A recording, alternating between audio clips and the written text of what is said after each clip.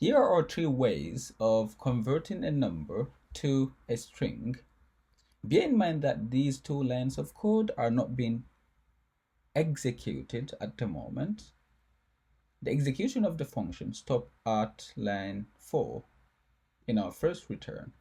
Let's talk about the first method, the toString method.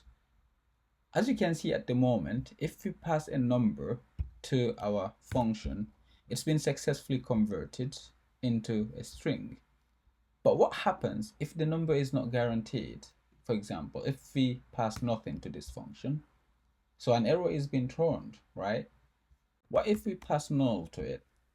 Same thing, we got an error. Interesting.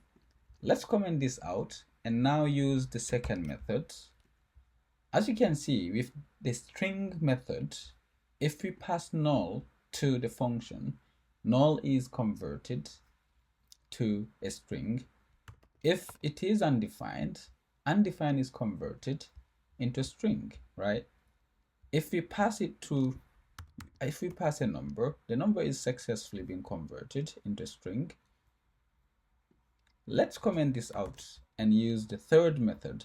So in here, we are adding an empty string to our number, so which is gonna force the number to coerce to a string, to convert to a string. So basically, if we pass a number, it is giving us what we expect.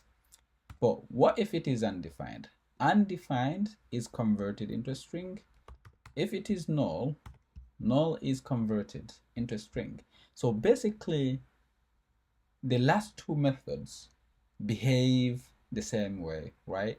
Now, what if you want your function to do exactly what you expect it to do, no matter which method you use? Because at the moment, if you run our test, as you can see, an error is not being thrown if the input is not valid.